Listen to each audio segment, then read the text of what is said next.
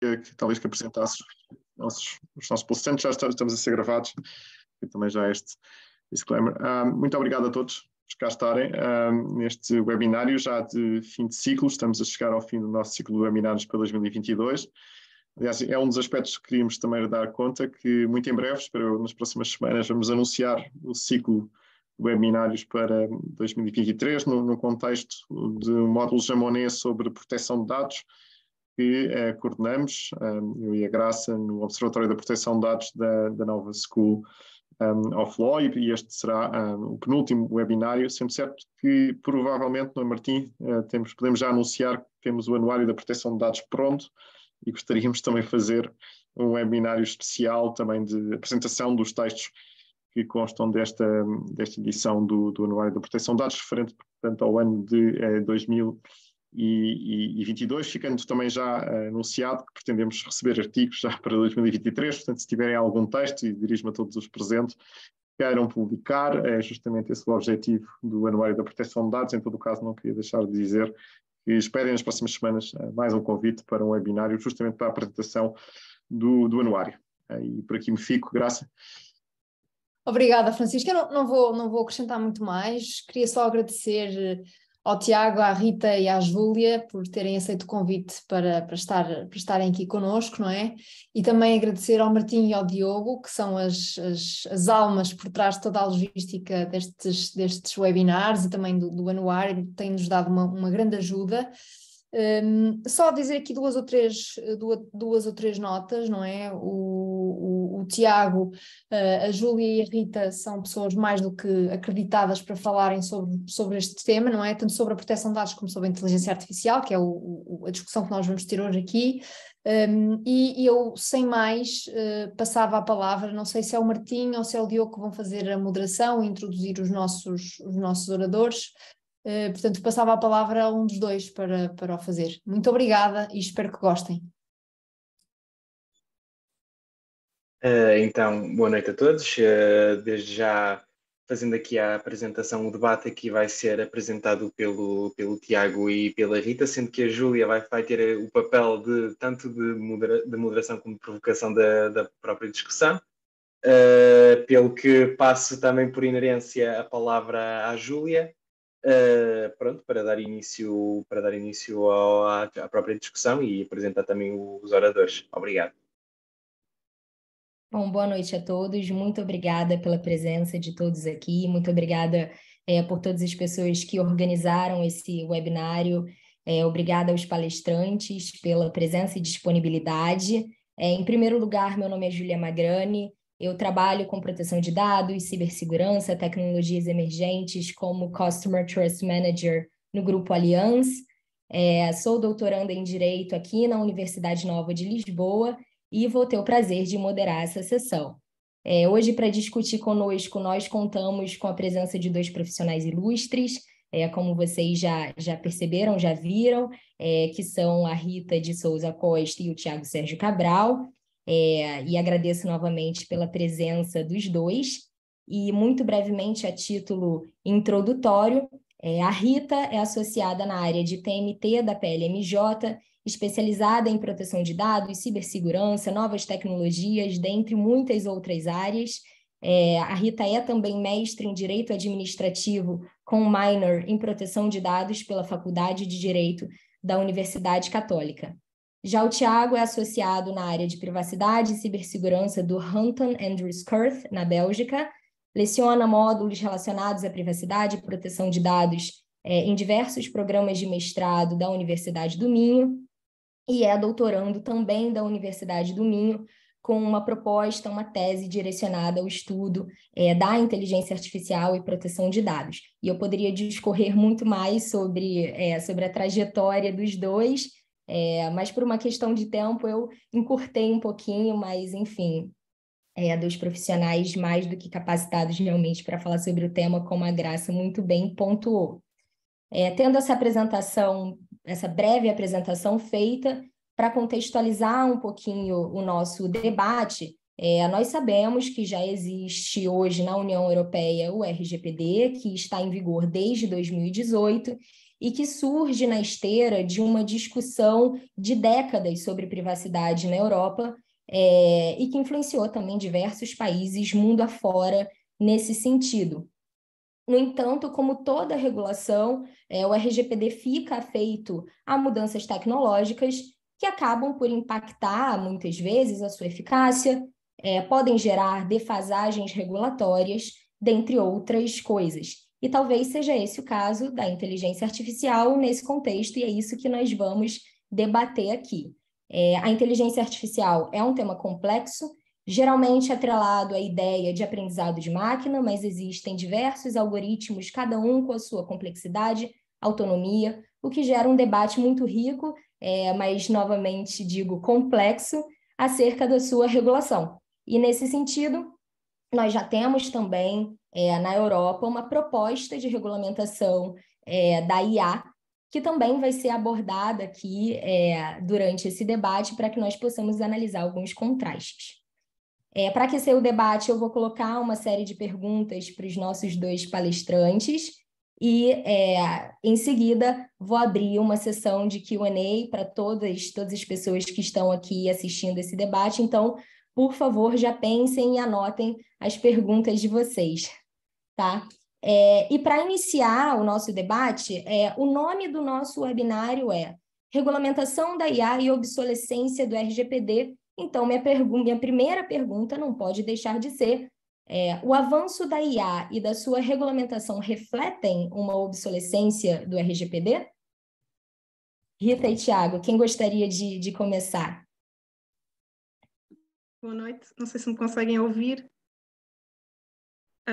Há pouco estava com problemas de discussão. Antes de mais, queria só agradecer ao Observatório pelo gentil convite, em particular na pessoa do Diogo Brandão, que é um amigo que estimamos muito desde os tempos da faculdade e que é uma das grandes cabeças de proteção de dados em Portugal. E, portanto, queria só, desde já, começar por agradecer. Relativamente ao tema deste webinar, eu gosto logo de ir ao ponto e saltar logo para a conclusão, porque eu sou uma acérrima defensora de que não há, o RGPD não fica para trás no âmbito destes pacotes digitais, em que naturalmente o regulamento da inteligência artificial tem um grande destaque, mas poderíamos falar de todas as outras iniciativas, o Data Governance Act, entre muitos outros que tratam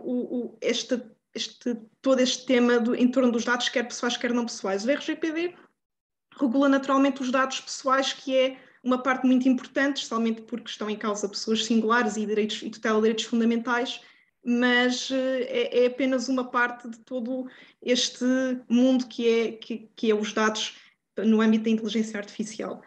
Mas eu antes de mais, eu acho que é importante só para percebermos muito também a importância do RGPD. Naturalmente percebemos a importância diariamente do RGPD, mas do ponto de vista daquela que é a vocação regulatória da União Europeia. E o RGPD é um regulamento que surge, naturalmente, surge em todo o contexto que a Julia introduziu, mas também do ponto de vista até, não lhe quero chamar, se cá não é correto chamar da ciência política ou das relações internacionais, mas daquela que é a vocação regulatória da União Europeia, o papel da União Europeia no mundo geopolítico.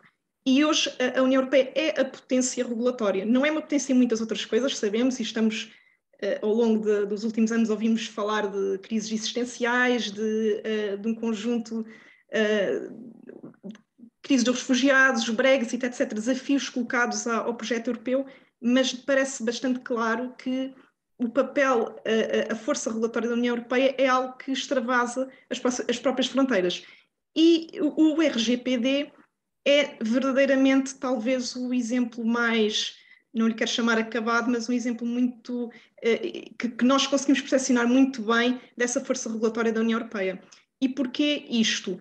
Naturalmente pelo âmbito de aplicação extremamente amplo, também pela jurisprudência do Tribunal, e há vários acórdãos que todos aqui conhecemos a esse respeito, e que colocam em causa até a efetividade do próprio direito da União Europeia fora das suas fronteiras. Mas isto nasce, do meu ponto de vista, e a doutrina também se posiciona um pouco assim, com um outro regulamento que nada tem que ver com isto, ou pelo menos não é tão evidente no nosso dia-a-dia, que é o regulamento RIS. O regulamento RIS é o regulamento, grosso modo, dos químicos e da colocação no mercado de artigos, substâncias, os polímeros, assim de forma muito básica. Quando nós olhamos para produtos acabados como cabos elétricos, revestidos por plástico e múltiplas outras aplicações, tudo nasce porque havia matérias-primas que foram colocadas no mercado na União Europeia, e esse é no fundo, aquilo que o regulamento RIS regula. Porquê é que eu recuei ao regulamento RIS, que é um regulamento bastante mais antigo? Porque foi verdadeiramente aqui, do meu ponto de vista, e também, naturalmente poderá haver outros regulamentos que podíamos falar, mas também a doutrina que estuda aquilo que é o efeito Bruxelas ou o Brussels Effect se tem posicionado. Esse regulamento foi verdadeiramente o primeiro prenúncio desta força da União Europeia de impor standards para todos os outros players. Estados Unidos, eventualmente o bloco asiático, mas também é mais discutível, mas também temos, e hoje vemos muito isto no âmbito, voltando ao RGPD, vemos isto também no Brasil, ao nível da LGPD, e portanto este discurso inicial, e aproveitando que sou a primeira pessoa a falar, já para fechar essa gaveta, para dizer que hoje o RGPD, e portanto isto evolui do regulamento RIS e depois e derivados, CLP, etc., que nada tem a ver com o que estamos aqui hoje a falar, mas que ilustram este efeito Bruxelas. Depois temos o RGPD, que é algo que toca com o nosso dia-a-dia, as pessoas singulares, a tutela de um direito fundamental. E aí nós vemos verdadeiramente este efeito Bruxelas com toda a sua força. Porque, naturalmente, nós vemos, voltando ao exemplo de cabos de plástico, mas nós não sabemos, eles chegam-nos a produto acabado, nós não sabemos o que está por trás. Mas quanto aos dados, nós sabemos os dados que damos a gigantes tecnológicos em toda uma panóplia de serviços da sociedade de informação. Portanto, verdadeiramente, o RGPD é aquele grande bloco normativo que coloca verdadeiramente a União Europeia posicionada a esse nível. E, portanto, isto do ponto de vista de ciência política, se para chamar, se calhar não é correto, um pouco, pelo menos não ciência normativa pura, não é, procurando aqui elementos extra-jurídicos, para dizer que o RGPD, com esta sua força, colocou a União Europeia na frente na agenda regulatória do mercado digital, e depois, naturalmente, a comissão da Sra. Van der Leyen colocou mesmo na agenda as questões do posicionamento digital da União Europeia. E este pacote de regulamentos, se repararmos do ponto de vista estrutural, segue a lógica do RGPD. E, portanto, e já para passar, porque também já me estou a alongar, para passar já ao Tiago, começava, portanto, por este contexto, porque que o RGPD é um marco e porque que os outros regulamentos que se seguiram e que se irão seguir, como este do Regulamento da Inteligência Artificial, na verdade seguem as pisadas e não necessariamente o tornam anacrónico. Mas depois voltaremos aos aspectos mais técnicos. Obrigada, Rita. Tiago? Antes de mais, muito boa tarde a todos os presentes. Eu também gostaria de deixar um especial cumprimento ao Observatório e ao Diogo Brandão, como a Rita muito bem disse, sentamos-nos juntos nos bancos da faculdade, portanto é sempre um prazer revê-lo nestas andanças. Eu, no geral, concordo com tudo aquilo que a Rita disse, portanto não vou repetir argumentos, vou trazer mais de 2 ou 3 pontos muito específicos. O primeiro deles, especificamente sobre o regulamento da inteligência artificial, é que se formos a ler a exposição de motivos do regulamento, ou da proposta do regulamento, melhor dizendo, está lá escrito, preto no branco, que o regulamento não prejudica e complementa o RGPD. Portanto, a vontade do legislador não foi certamente de afastar o RGPD ou de afastar a aplicação do RGPD no âmbito da inteligência artificial. Isso parece-me claro, até porque, pelas razões que a Rita disse, o RGPD é um regulamento muito querido aqui em Bruxelas, porque de facto representa aquilo que é uma vitória do legislador europeu nos seus objetivos de regulação global, chamamos assim. E a verdade é que se, não entrando em questões muito técnicas, pelo menos por agora,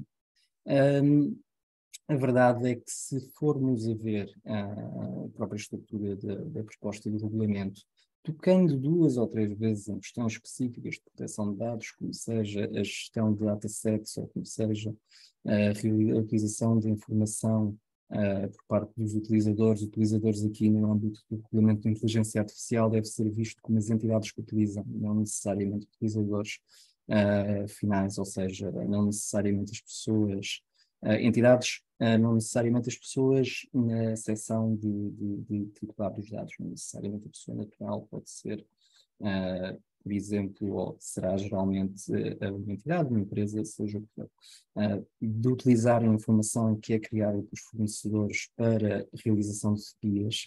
A verdade é que, normas sobre transparência, que certamente transparência e explicabilidade vamos falar delas assim, por isso não me alongo. A verdade é que a proposta não afeta, na minha opinião, aquilo que é o core da aplicação do RGPD. E a proposta também não deve ser considerado um RGPD para a inteligência artificial, porque já existe um RGPD para a inteligência artificial e é o RGPD.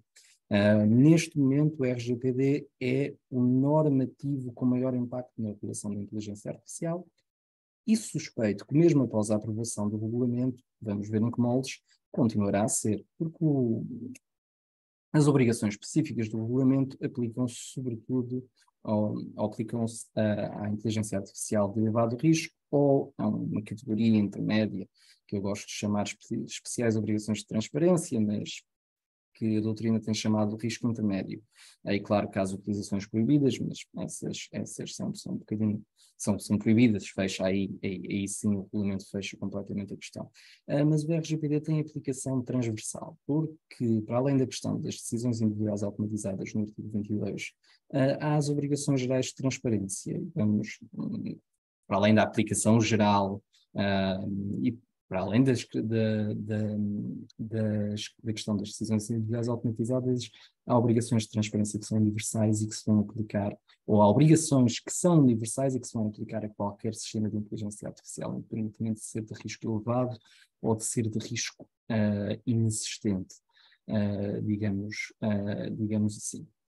E, portanto, também queria deixar outra achega, que é, nós estamos a falar da proposta, mas a proposta ainda está num estado bastante preliminar. A informação que eu tenho é que é possível já no âmbito do provável, que tenhamos um posicionamento do Conselho até ao fim do ano, provavelmente em novembro, relativamente àquilo que é a proposta. Temos o posicionamento do Conselho, teremos o posicionamento do Parlamento Europeu e depois vamos entrar em negociações de trílogos, só negociações interinstitucionais no âmbito da União Europeia. Portanto, não podemos contar com uma versão final do regulamento até, na melhor das hipóteses, diria eu, meados do próximo ano. Poderá vir mais cedo, por um milagre negocial, mas eu sinceramente não acredito, porque não é assim que funciona a União Europeia nestes diplomas particularmente complicados. Portanto, a versão do regulamento que nós estamos, a versão da proposta do regulamento que nós estamos a discutir hoje em dia é uma versão preliminar e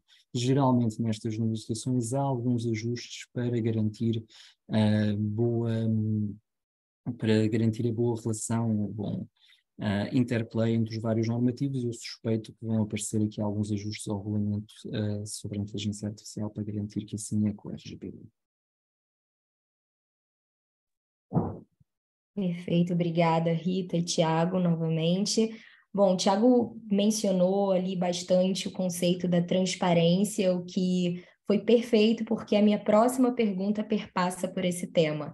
E a próxima pergunta é: o que se entende por explicabilidade algorítmica e qual seria a diferença para transparência e direito à informação, por exemplo? Porque muitas vezes esses conceitos são aglutinados e colocados juntos como se fosse a mesma coisa, mas será que são? Gostaria de ouvir de vocês.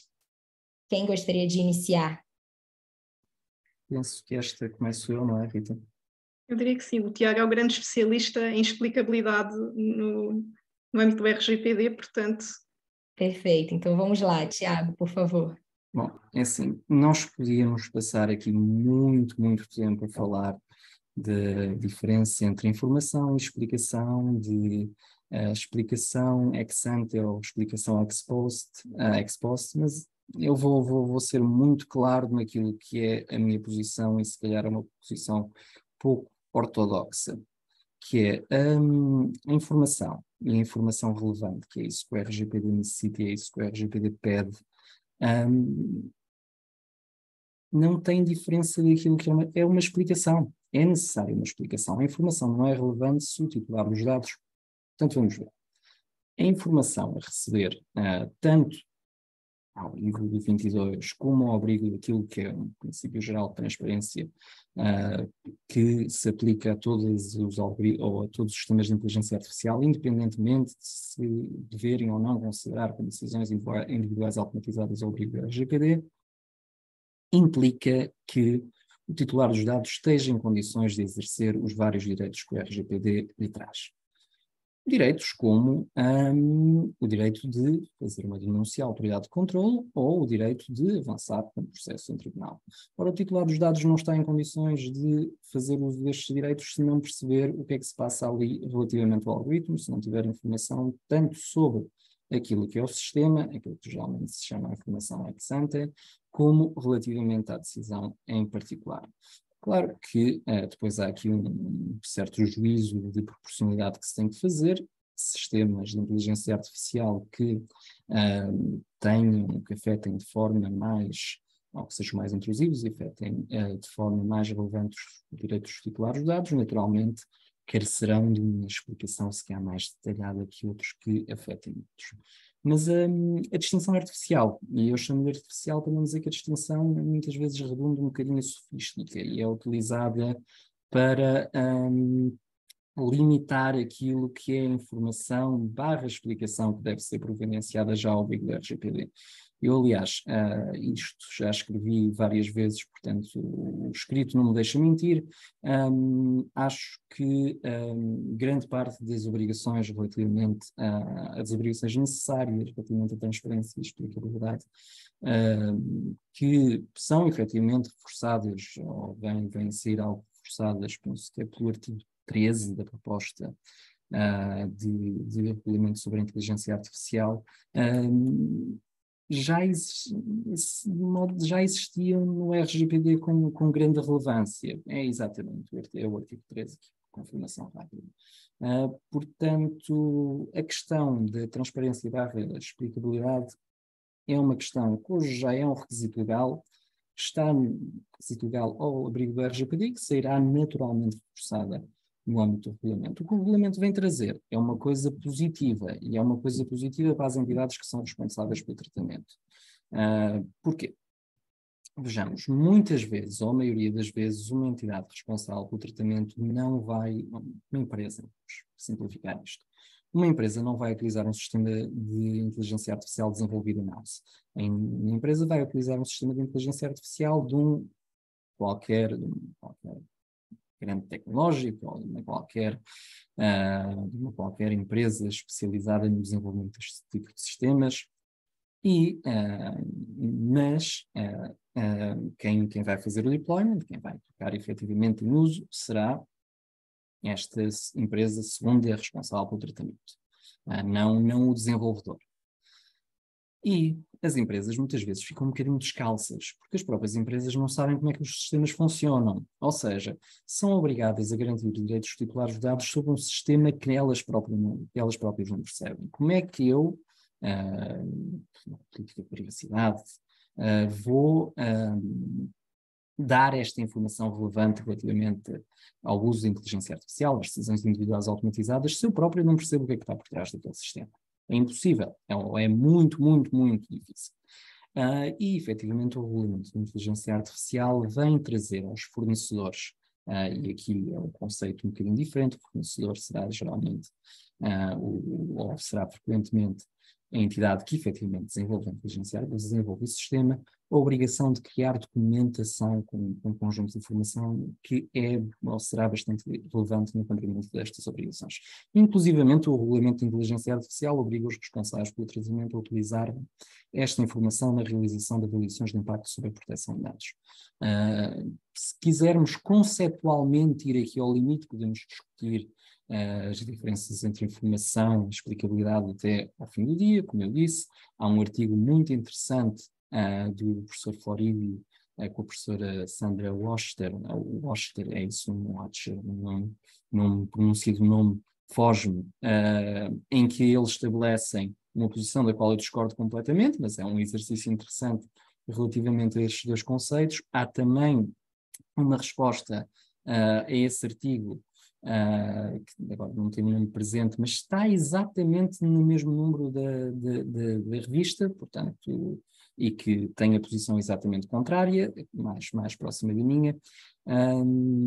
Nós podíamos discutir isto, mas na prática aquilo que é relevante é que um dos objetivos do RGPD é efetivamente garantir a proteção de dados pessoais das pessoas na União Europeia. Não, eu ia dizer cidadãos, mas isso seria uma imprecisão. Não, são apenas os cidadãos.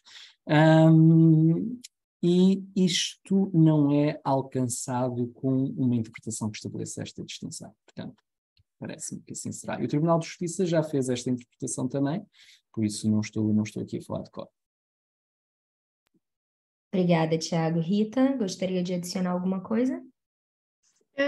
Eu diria, o Tiago toca num ponto muito relevante e que hoje se verifica muito isso na prática das empresas, que é as empresas adquirem um determinado sistema e, naturalmente, como o Tiago disse, estão descalças, não sabem o que está por trás, o que é normal, não é? Não ser as questões meramente comerciais de como o produto é vendido, e isso tem um impacto muito relevante, não só ao nível, naturalmente, depois das obrigações de transparência que terão em relação aos titulares dos dados, mas também num ponto também que é o próprio desenvolvimento das avaliações de impacto sobre a proteção de dados.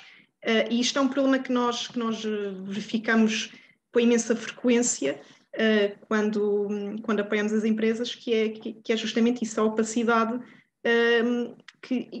Atenção, e a opacidade vem muitas vezes relacionada com problemas também ou com entraves ao nível de propriedade intelectual e etc., e desse confronto entre direitos ou interesses protegidos. E, portanto, nesse sentido, o Regulamento de Inteligência Artificial, com este novo elenco de obrigações ao nível da criação de documentação, vem um pouco facilitar nesse sentido. Relativamente às distinções, também me parecem algo artificiais. O artigo do professor Floridi é muito conhecido, e da resposta também, e acho que começa mesmo com algo do género, porque é que o direito à explicação não existe no RGPD. Acho que é algo extremo, não estou em erro. E recomendo a todos que leiam, até para ver a posição que é do Tiago contraposta. E no fundo é justamente isso.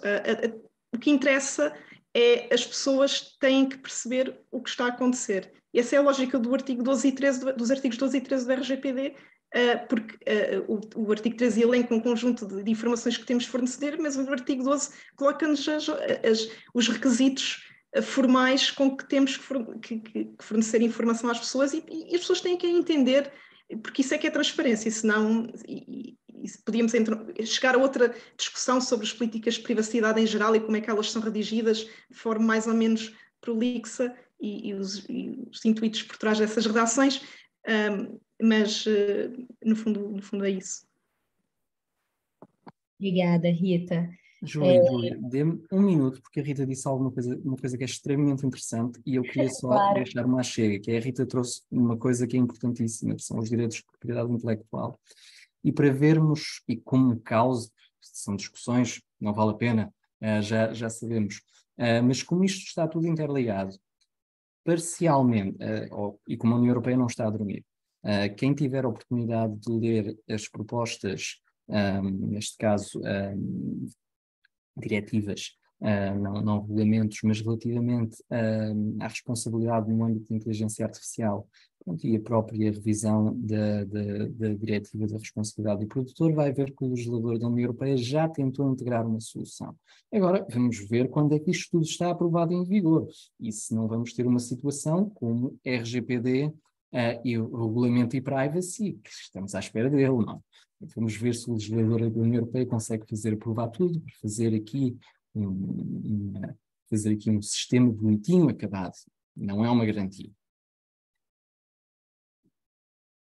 Obrigada, Tiago. Obrigada, Rita, novamente. Bom, os dois mencionaram alguns termos como opacidade, falaram sobre a dificuldade das empresas em entenderem e explicarem os seus próprios sistemas, muitas vezes, né? É muito comum que as empresas não tenham clareza sobre como as decisões são tomadas internamente pelos seus próprios sistemas. E juridicamente, no plano teórico, é quase que um consenso, né? Todos nós acreditamos e defendemos que transparência ou explicabilidade, enfim, deve ser garantida. Agora, o quanto esse debate jurídico se desacopla da possibilidade técnica? É possível concretizar explicabilidade algorítmica em se tratando, por exemplo, de redes neurais ou deep learning? Quem gostaria?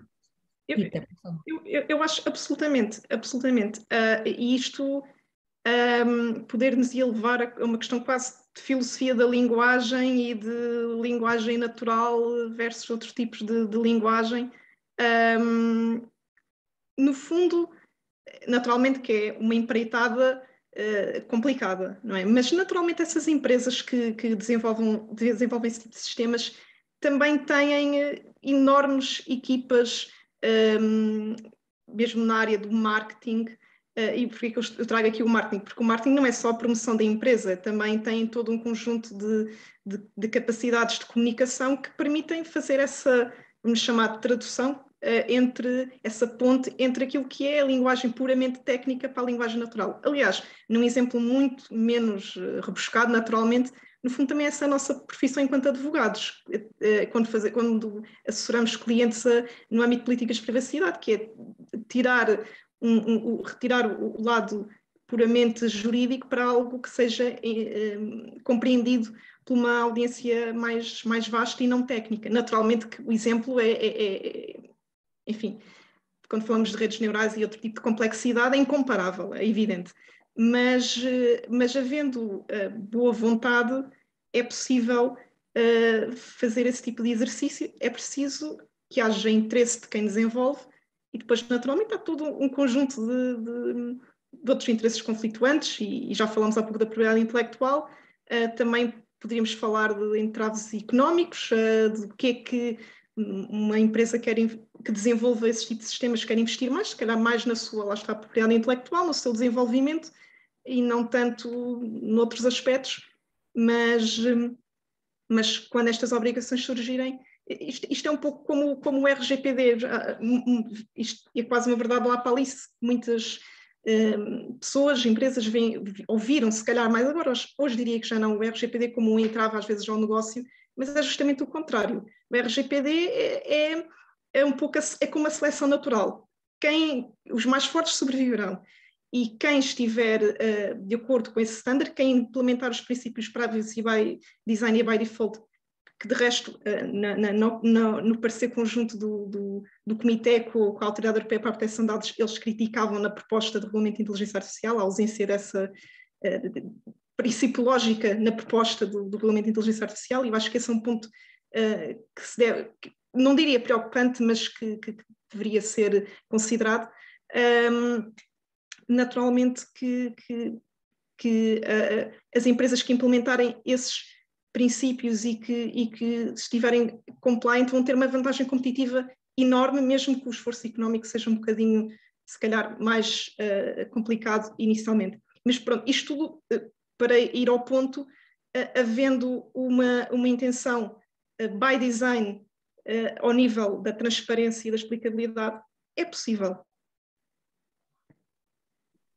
Obrigada, Rita. Tiago?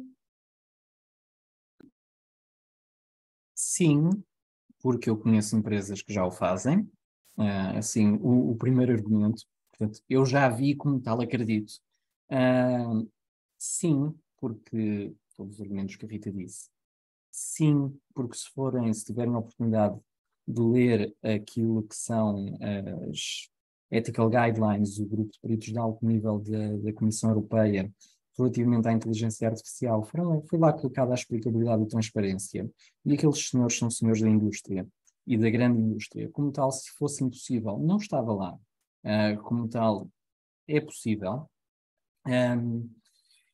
Agora, e sim por outra coisa também. Nós, certamente a Rita também, eu já tive algumas negociações em que a contraparte começa por dizer não, isto é impossível, não sei o quê, não sei o que mais, e depois, quando efetivamente percebe os requisitos, até entende que não é assim tão difícil. Porque, como eu disse há bocado, a explicação pode variar, dependendo da utilização da inteligência do sistema em particular, mas para termos uma explicação válida, e pegando um exemplo que é o exemplo paradigmático, não é? Que é a concessão de crédito, uma decisão automatizada que pode ou não ter inteligência artificial, mas assumir que tem, para este caso em concreto. Vamos assumir que há aqui uma empresa que está a utilizar a inteligência artificial para melhor avaliação de se concede ou não crédito.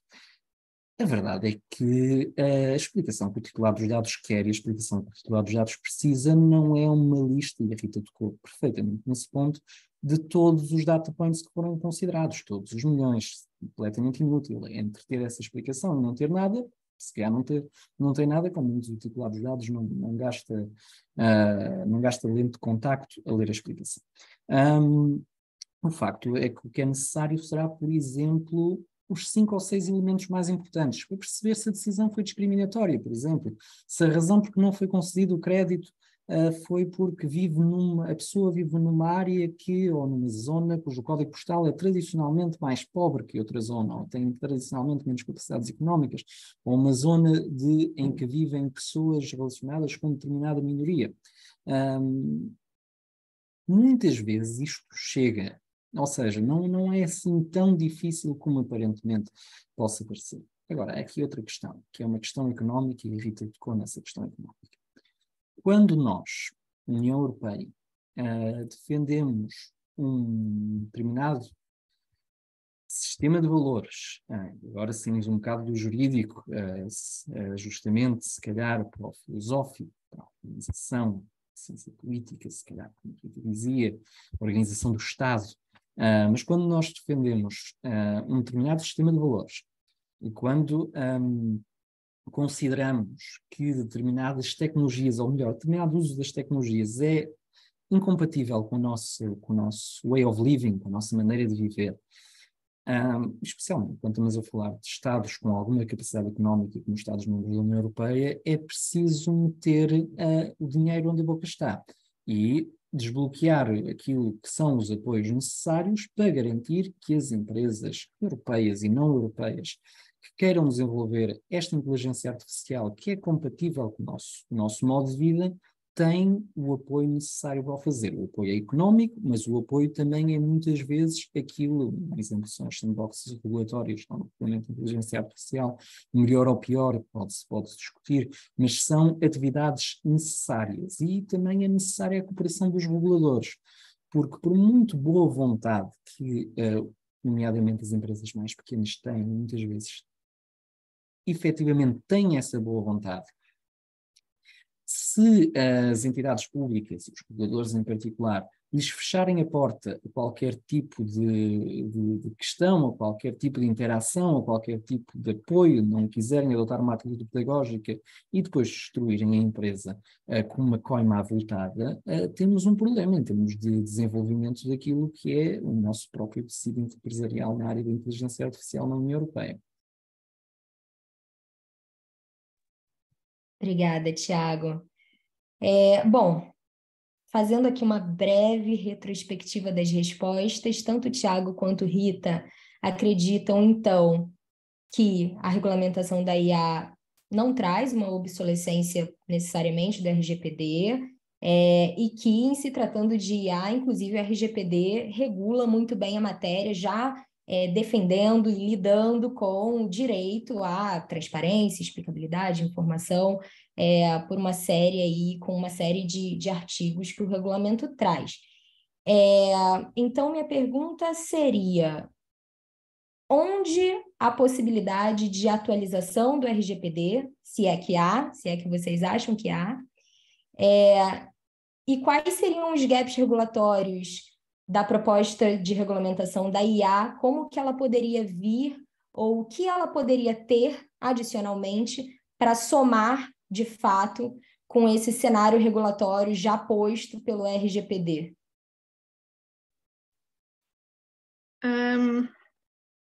Eu acho que temos, voltando um pouco àquela que é a estrutura do RGPD. Os principais princípios que subjazem ao RGPD são antigos. Numa lógica muito constitucional de entendimento dos princípios, os princípios que nós vemos no artigo 5º do RGPD remontam à diretiva. Mutatis mutandis, adições aqui e ali, mas, portanto, a estrutura e a lógica muito europeia até ao nível do princípio da licitude, que é aquilo que nos distingue, por exemplo, de outros sistemas, como o americano. Enfim, se pudermos chamar o americano como um sistema, que naturalmente não é, no sentido em que não tem uma lei federal de proteção de dados, mas os Estados regulam esparsamente, uns mais do que outros, em particular a Califórnia. Mas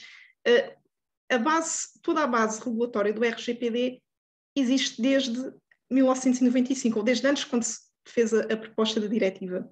Até podemos recuar antes a instrumentos anteriores, não da União Europeia, mas isto para chegar ao ponto que é a partir do momento em que nós temos este mindset europeu em torno da proteção de dados, as atualizações legislativas que a União Europeia poderá fazer e que fez com o RGPD de forma, ao nível das obrigações, evidentemente, muito mais densa e muito mais atualizada face aos tempos. Naturalmente, que em 95 não havia tudo o que há hoje ao nível da monetização dos dados e do que nós vemos ao nível associado à informação, mas os princípios basilares estão lá, são os mesmos, e, portanto, futuras atualizações do RGPD, que certamente haverá, isso é inevitável, seja daqui a 10 anos, daqui a 15, ou seja, daqui a 2 ou 3 anos, serão sempre, e este é um ponto importante, serão sempre na mesma lógica. É verdade que houve uma grande alteração de paradigma, da heterorregulação para a autorregulação, com o RGPD. Parece-me que esse paradigma não vai mudar em futuras atualizações do RGPD. O que nós poderemos ver são, diria, alterações ao nível de adição de novas obrigações, e eventualmente, mesmo assim, o RGPD é um regulamento bastante robusto a esse nível. Ao nível dos direitos, também me parece hoje em dia bastante robusto, mas porventura poderá ser aí, mas na essência e no framework regulatório, a União Europeia teria que alterar completamente a sua concepção a nível do direito fundamental, que está constitucionalizado, entre aspas, na Carta, para nós vermos alterações profundas ao nível do RGPD. Fazendo, então, o interplay com o Regulamento de Inteligência Artificial. Aquele ponto que frisava há pouco, de que parece-me que o Regulamento de Inteligência Artificial peca um pouco, ou pelo menos a proposta, naturalmente, não sabemos como é que ficará, peca um pouco a este nível de princípio lógico. É verdade que parece que nós, quando falamos de princípios, especialmente as pessoas mais ligadas à prática, parece que é algo assim muito nebuloso e que quase algo académico e pouco prático, mas se nós atentarmos bem aos princípios do RGPD, todos eles têm um correlato muito claro. Quando nós vemos o princípio da transparência, nós olhamos ao 12 a 14. O princípio da licitude, nós temos o 6, 9 para categorias especiais de dados, etc. Ou seja, os princípios do RGPD são todos desenvolvidos pelo próprio RGPD. E isto demonstra que a lógica principológica do RGPD é algo verdadeiramente core no regulamento. E quando nós olhamos à proposta do Regulamento de Inteligência Artificial, parece que, não vou dizer que peca, até porque, na verdade, isto quase que retorna à pergunta inicial de se o RGPD se torna anacrónico. Isto é mais um argumento a favor de que não se torna, porque tem exatamente esta vertente quase ao nível da teoria do direito de construção normativa muito forte.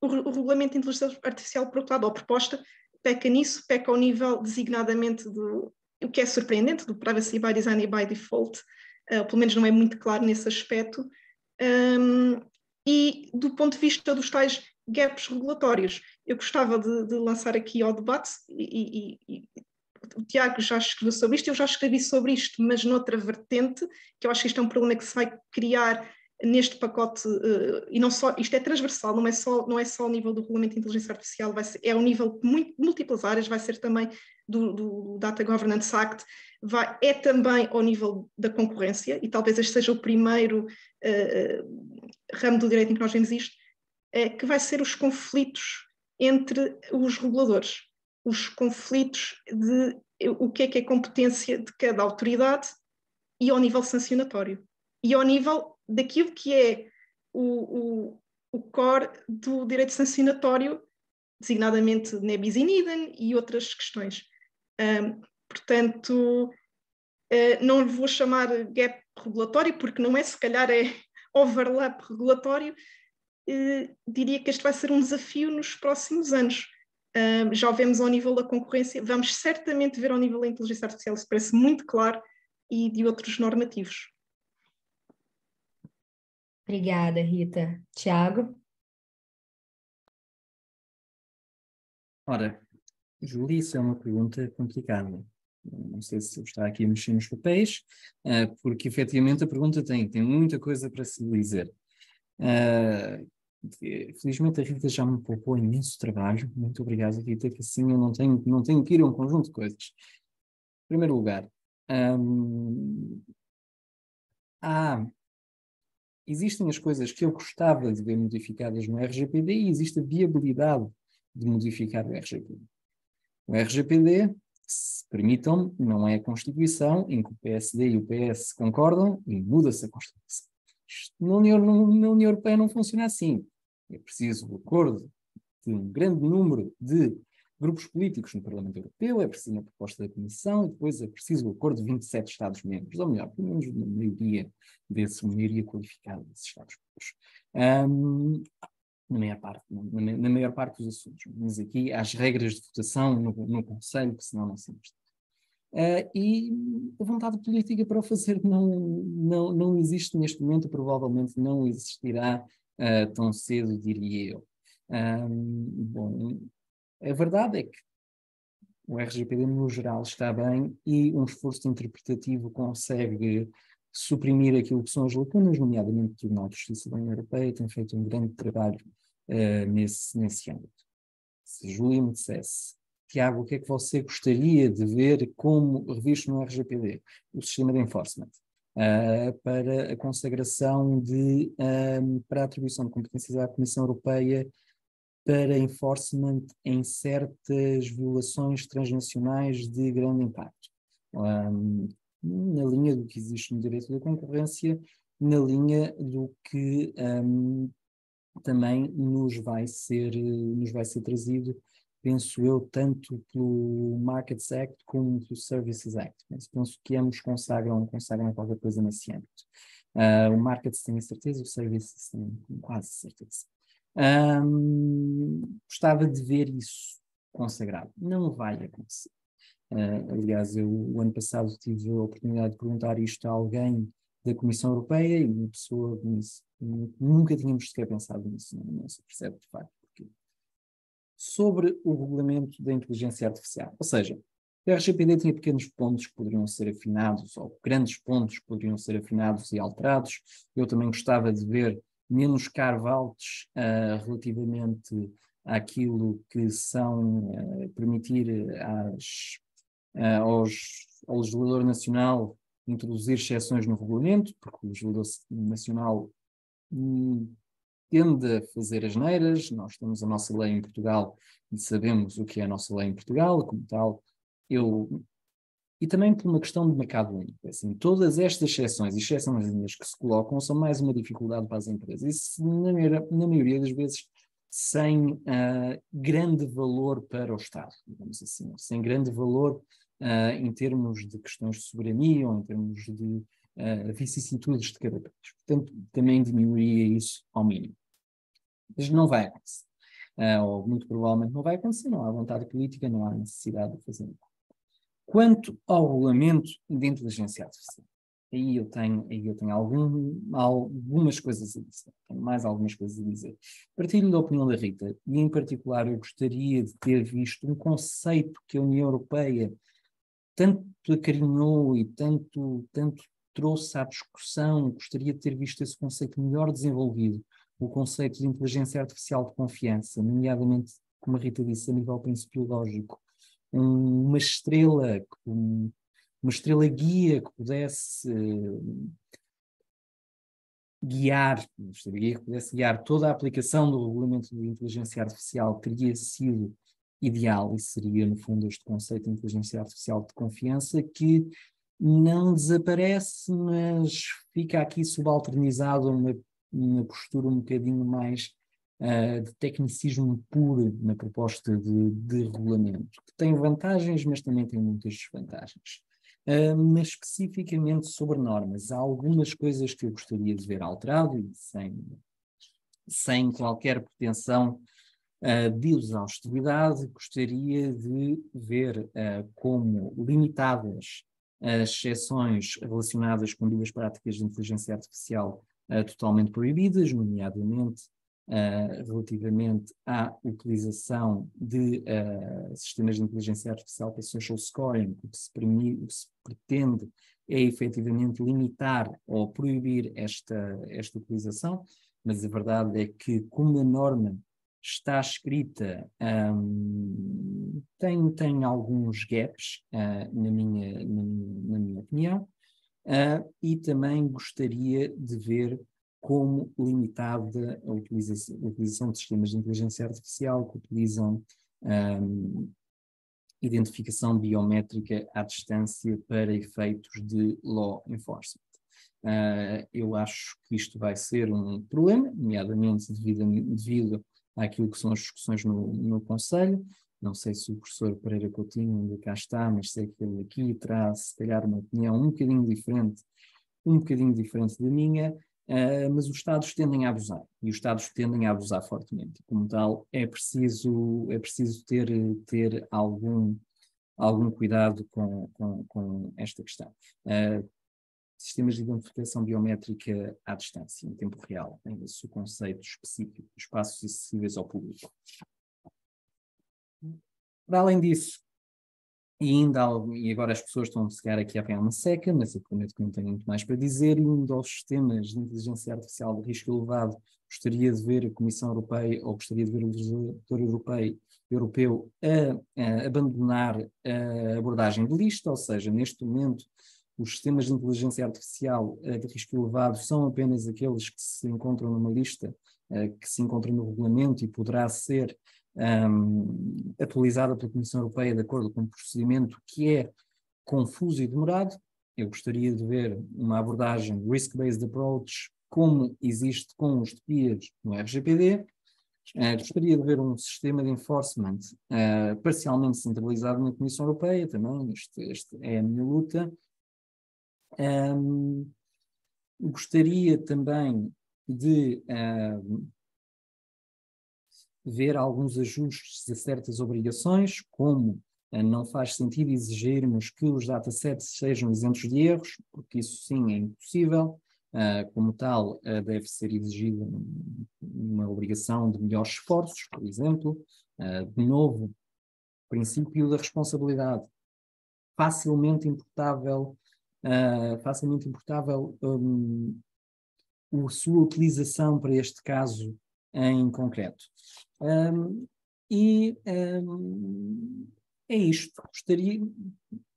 Há outra coisa que eu gostaria de ver, que também no quadro das autoridades de controlo, uma abordagem unificada relativamente a quais vão ser as autoridades de controlo. Isto é, no fundo, a proposta abre porta para que os Estados-membros possam nomear uma autoridade existente.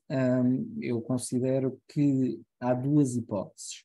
Hipótese número 1, ou se exige que seja uma autoridade nova, criada com todos os meios financeiros e humanos necessários para levar a cabo a sua missão, ou se atribui isto às autoridades de controle no âmbito da proteção de dados pessoais, que provavelmente estão na melhor posição para o fazer, mas depois começa-se a levar a sério, é preciso começar a levar a sério aquilo que é a necessidade de atribuir recursos a estas autoridades, porque senão acontece com o regulamento de inteligência artificial, o mesmo que aconteceu com a RGPD durante muitos anos, menos agora, que é uma grande falta de enforcement.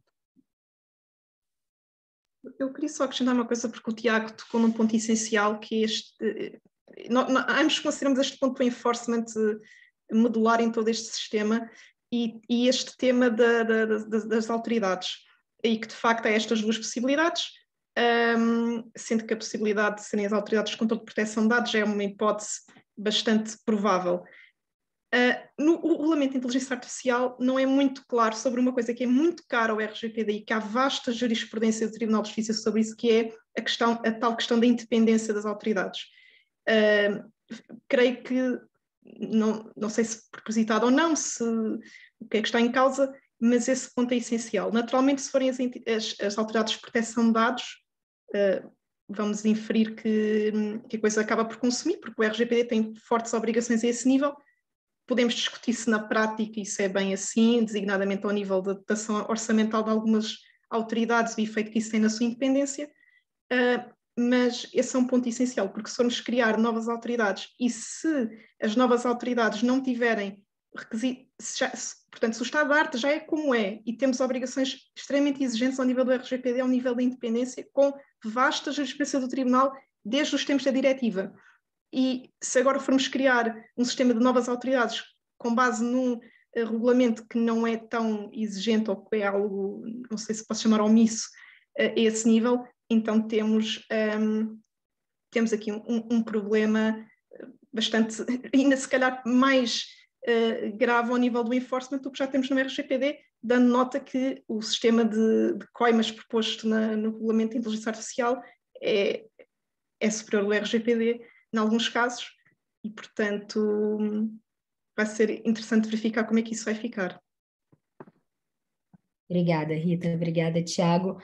Bom, nós temos um pouco menos de 10 minutos, mas temos ainda alguns minutos para algumas perguntas. Os participantes aqui do debate gostariam de fazer alguma pergunta? Olha, eu vejo que já temos aqui... Temos já uma pergunta, Júlia. Sim. Ricardo Maia pergunta: o RGPD e a proposta de AI Act regulam a IA de modo horizontal, independente da área de uso da IA, seja na relação de trabalho, na concessão de crédito, na política criminal, em carros autônomos, em políticas públicas, etc. O que pensam de uma regulação da IA que fosse dividida em verticais, de modo mais específico em cada uma dessas áreas, de acordo com seu risco peculiar envolvido?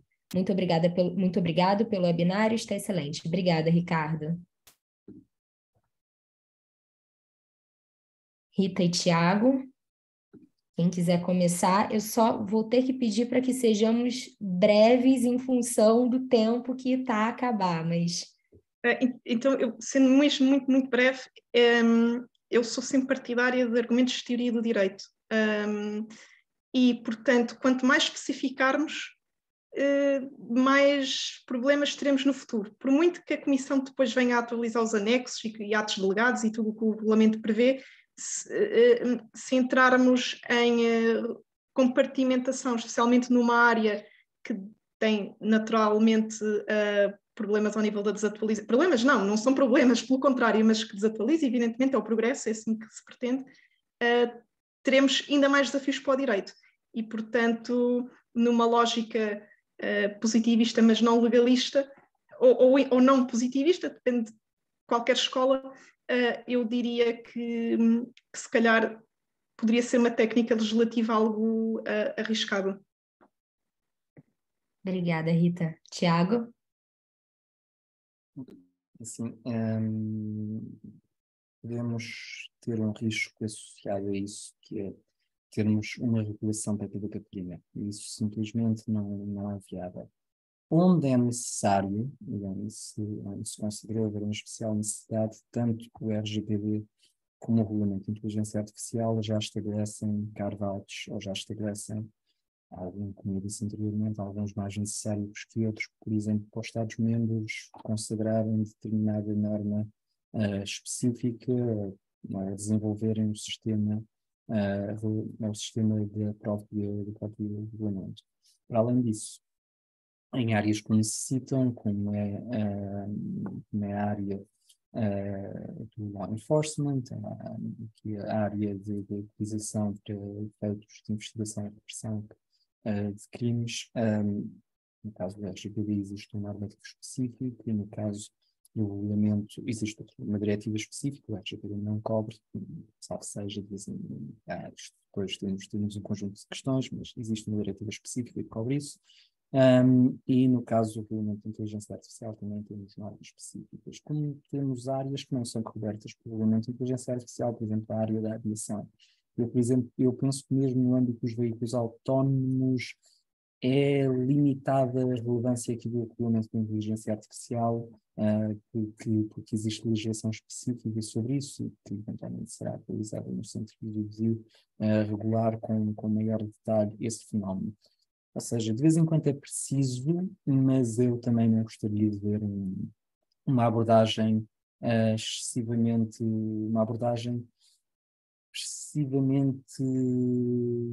digamos, detalhada a cada tipo de utilização, por ser inviável, como a Rita disse, porque muitas vezes provavelmente por ser indesejável, e depois porque se perderia naturalmente esta sólida base principiológica que se pretende. Obrigada, Tiago. Em razão do tempo, eu vou colocar aqui mais uma pergunta, a última pergunta que recebemos aqui como Q&A, mas desde já encorajo todos os participantes a se conectarem com o Tiago e Rita pelo LinkedIn para acompanharem suas publicações, enfim, para ficarem antenados aí no que eles publicam e colocam nas suas redes profissionais. Então, última pergunta da Aline Arenque.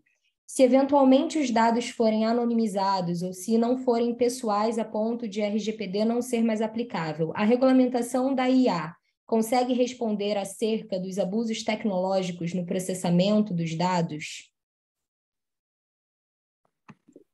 Eu acredito que essa tem que ser a vocação principal da regulação da inteligência artificial, porque, como o Tiago disse no início, para os dados pessoais existe o RGPD. Quer dizer, e para a regulação da inteligência artificial no âmbito de decisões automatizadas e etc., há o RGPD, que é o grande ato normativo.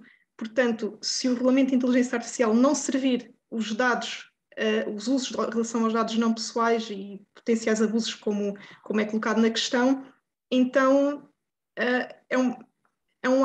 acaba por ser uma iniciativa legislativa falhada. E, portanto, com todos os pontos que do nosso ponto de vista poderiam ser melhorados e que fomos falando, acredito que essa é a vocação deste projeto legislativo. Obrigada, Rita. Tiago? Para ser extremamente rápido, eu não posso garantir que cubra todos os casos, mas vou dar um exemplo concreto. Se houver um determinado sistema de inteligência artificial que seja treinado com dados não pessoais, naturalmente não está protegido por aquelas que são as obrigações relativamente à transparência e exclusividade que vem do RGPD, mas continua a existir o artigo 13, se calhar existirá o artigo 13 do regulamento.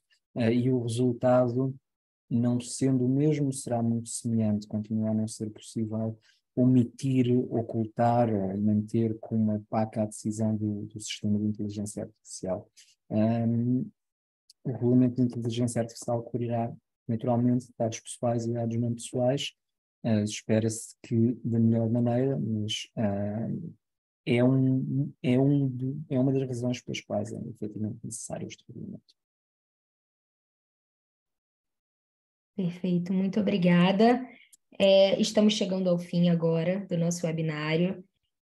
Gostaria de mais uma vez agradecer a Rita e ao Tiago, agradeço ao Observatório, Martim, Diogo, aos professores Francisco e Graça, e também a todos os participantes. Seria ótimo se nós pudéssemos ficar aqui debatendo toda noite ou por vários dias. Esse tema é realmente muito interessante. Os nossos palestrantes teriam muito mais a acrescentar em razão da trajetória profissional deles, de toda a experiência que eles têm. Infelizmente, nós temos que encerrar, mas, novamente, encorajo todos os participantes a se conectarem e acompanharem aí as publicações, posts, enfim, eventos, não só do observatório, mas também dos palestrantes, e é isso. Muito obrigada novamente.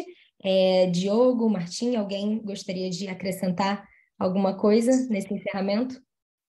Já disseste tudo, Júlia, agradeço-te muito, agradeço a todos os oradores e a todos os participantes que ficaram aqui connosco até estas horas e na linha do que disseste, Júlia, acrescentar que no próximo dia 13 de dezembro temos então o último webinário deste ciclo, além da apresentação do Anuário de Proteção de Dados 2022, que se irá focar no recém-aprovado Regulamento dos Serviços Digitais, o Digital Services Act, na questão da monitorização, a moderação dos conteúdos ilícitos e a proteção de dados pessoais. Vai ser uma ação muito interessante, com dois convidados já temos alinhados, o Marco Siskeldone, da Euroconsumers, e o Tiago Bessa, da Vieira de Almeida. E é isso. Desejo a todos muito boa noite e agradecer mais uma vez.